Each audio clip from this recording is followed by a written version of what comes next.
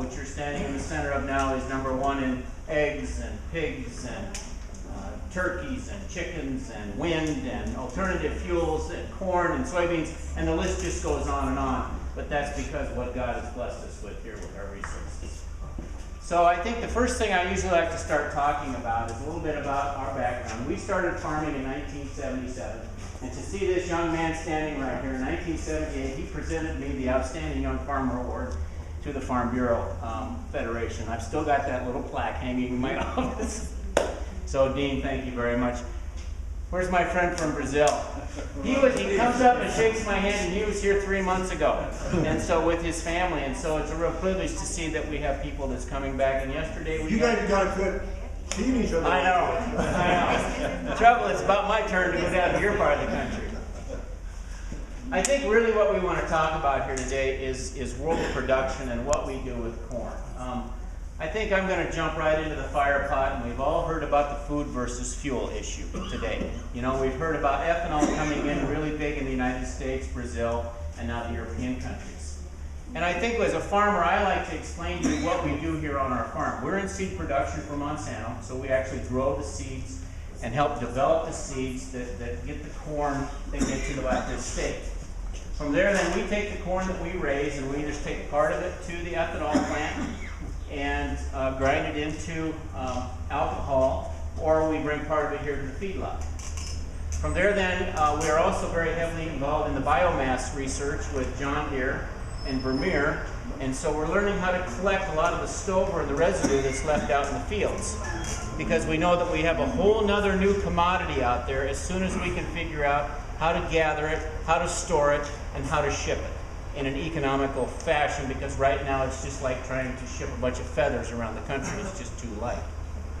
So what I really like to start with here is to kind of smash the food versus fuel issue. Has anybody been through an ethanol plant here? How many of you have been through an ethanol plant? Many? Well, do you all realize that in an ethanol plant, when you send corn through an ethanol plant, 1/3 of it is alcohol, which is this. 1/3 of it is distiller's grains, which is this, which is the co-product. And then 1/3 of it is CO2. So, my whole point is, when you take a kernel of corn to an ethanol plant, it's not gone. There's 3 specific things that come out of it. And at Lincoln Way Energy, we're also spinning corn oil off the backside. So now, instead of having just a raw commodity, we now have 4 commodities coming out of that 1 bushel of corn. So what I'm trying to say here is, all of a sudden now we've taken that kernel of corn and we've produced fuel. Now we've taken that kernel of corn and we've produced feed that produces food. When we look at that feed that produces food, that will go back into the livestock chain someplace along the line here. It needs to be fed domestically or shipped out across the world. When we look at the CO2 that's captured by Lincoln Way Energy, our ethanol plant here, it goes back to a small company in Nevada that fast freezes food or makes dry ice.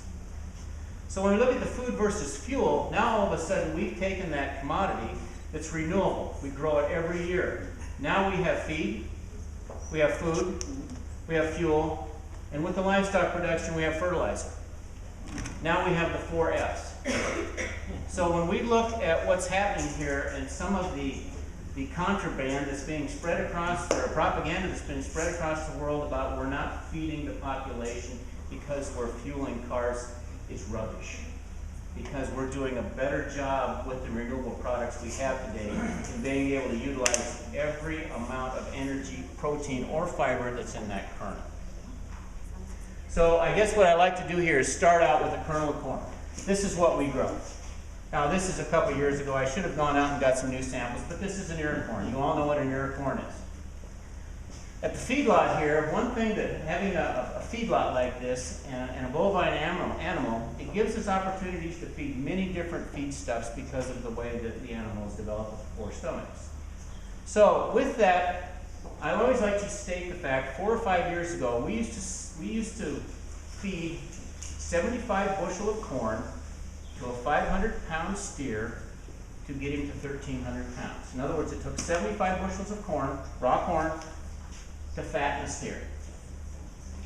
Today, with the renewable fuels industry and the co-products that we're feeding were from 11 to 22, depending on the ration. All the rest of that ingredient is some kind of co-product that comes out of renewable fuels. What I'm trying to say here now is all of a sudden we've taken that kernel of corn and we have really stretched out how much it can do. It just doesn't feed an animal. Look at what else it does today. Look at the benefits that we've gained from that.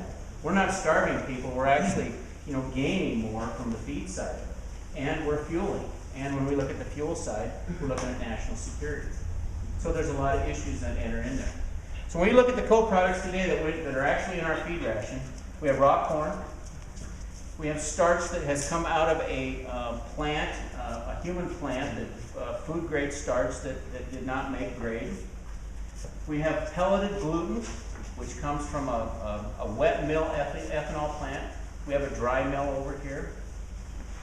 We have corn that's gone out of condition. We're able to take corn like this and it's no longer, or we can actually use it in the feedlot industry here as long as we blend it in, so we're able to utilize something that has gone a little bad or it's a little off grade. We've got cracked corn. We'll take and crack this corn. We also feed a couple products here from the renewable fuel side. They're called bean hulls. And when you're feeding a lot of co-products in a beef ration, you have concentrations of sulfur. And also here in Iowa, our water is high in sulfur. Well, we actually use the bean hulls to help balance the sulfur out in that ration. We'll use it either in conjunction with syrup or with the distiller's grain. We do grow some barley here. We have dried distiller's grains from Lincoln Way Energy, and we have what we call wet cake. In other words, this is the dried version. This is a dried version. This is a wet cake, and this is called DDGS, distiller's grains with cellulose in it. So in other words, this is the product that is not dried that comes straight out of the extruder. And it's it's basically corn mash. You mix that in your cattle feed? Mix that in the cattle feed. Mm-hmm. Can dairy use it also as well as beef? Oh yes. Oh yes. And excuse me? Now one thing, let me get through the feedstuffs and I'll kind of talk about each one individually. We also have wet corn that we put up in a silo. We have dried gluten that comes out of a wet mill ethanol plant, a ADM plant. We have gluten, wet gluten, which this is not a fresh sample because I couldn't get one today, but it is basically when you look at the two types of ways that we make ethanol in the United States, we have a wet plant and we have a dry milling plant. Most of the plants in the United States are dry. The ADMs and the Cargills, actually what they do is they steep the corn or they get it wet. They squeeze the germ out, and they also make sugars and many other different plastics from some of the co-products that come out of that plant. Whereas at Lincoln Way Energy in the dry mill plant, we basically have 2 or 3 products, and we're after the alcohol and the feedstuffs and the oil. From there then, we have corn syrup that actually comes from part of the extruder. This is a byproduct from this. We'll blend it in with the ration.